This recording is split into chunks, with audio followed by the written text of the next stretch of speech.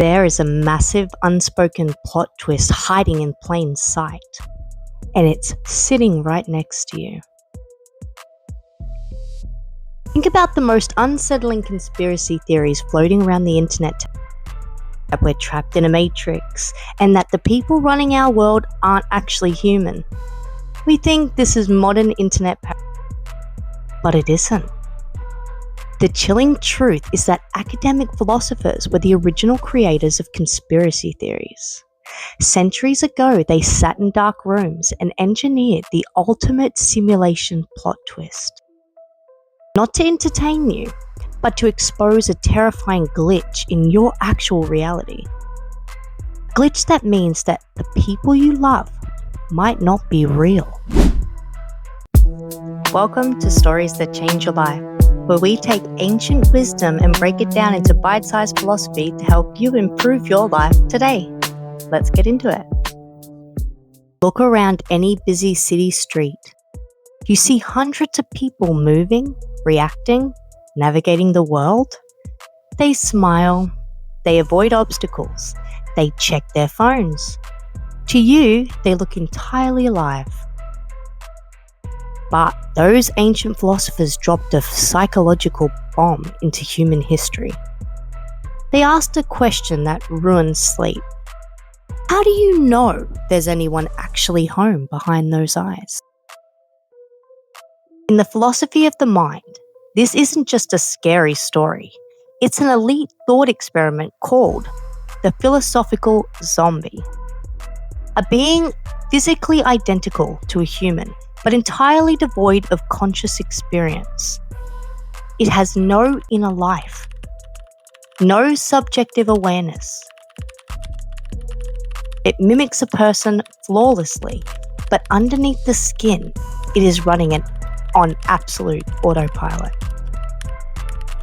If you open up a pea zombie, you won't find a soul or a spark of experience. You will find a complex physical system, inputs leading to outputs. It processes the world exactly like a machine executes code. It looks like you, it talks like you, it can even tell you it is conscious, but it feels absolutely nothing. And the deeper horror of this philosopher's conspiracy isn't just that it might exist. It's the terrifying possibility that you might be the only one who isn't one. To understand why this trap is so inescapable, we have to look at modern neuroscience. Science is incredibly good at mapping the brain.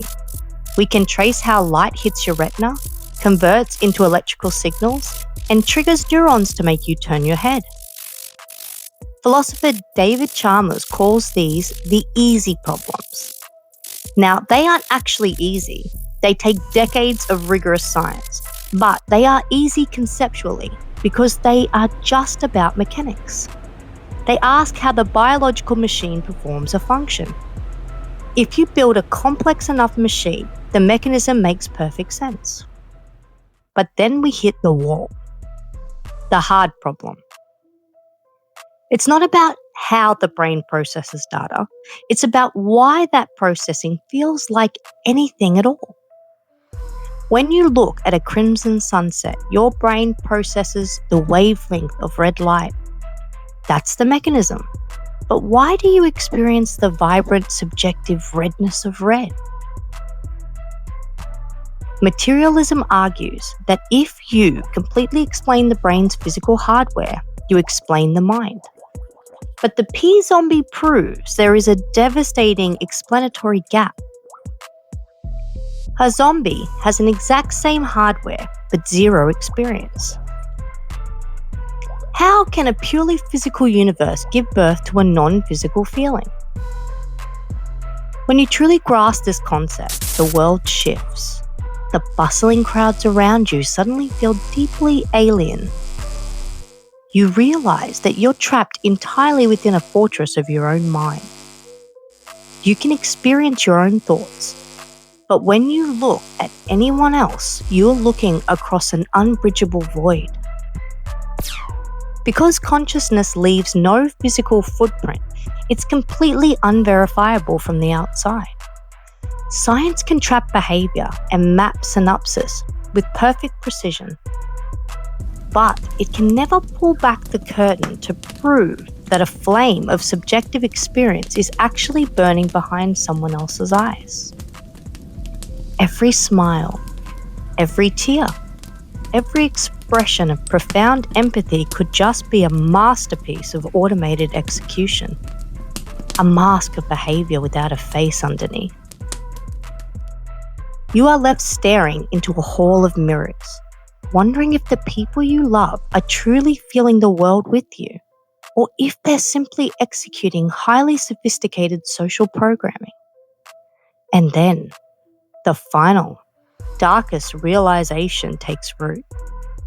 If a physical system can simulate a mind perfectly without any consciousness at all, why do you have one? If biology runs perfectly on autopilot, what utility does your awareness actually serve? You look into the abyss of the world, and for the first time, you wonder if you are the anomaly. For decades, the philosophical zombie was just a theoretical toy for academics, but right now, the conspiracy has escaped the lecture hall and entered the tech lab. As we transition from biological neurons to silicon processors, the abstract concept of the P-zombie is becoming a tangible, manufactured reality.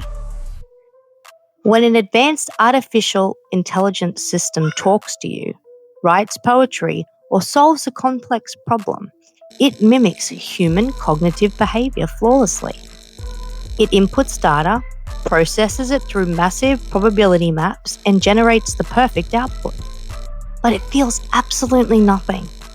It is a highly sophisticated system running complex code in pitch black internal darkness.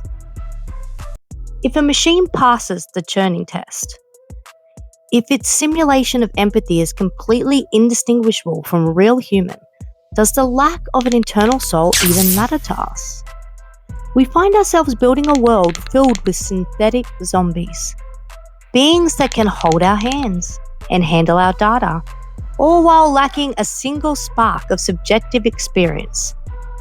Is humanity truly the apex of consciousness, or are we just an older, slower version of the exact same code? If the thought experiment of the philosophical zombie leaves us with a sense of dread, it's because it forces us to confront a radical possibility that we might be nothing more than biological machines. But this realization doesn't have to be a trap. It could be your liberation. So how do we use this ancient philosopher's conspiracy to better our lives today? What is the practical takeaway from this existential dread?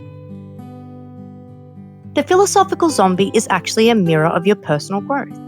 It forces you to look at the mechanisms of your own daily life and ask, how much of your day are you spending running an automated code? How often do you walk through your life, your relationships, and your career on absolute autopilot, reacting to your environment without truly experiencing? When you get caught in routine, when you stress over the mundane, you are living as a zombie. This philosophy is your wake-up call. It proves just how incredibly rare, miraculous, and vital your subjective experience actually is. You have a gift of awareness. You have the ability to pause, step out of the automated script, and deeply feel the present moment. You can choose to stop reacting and start actively creating.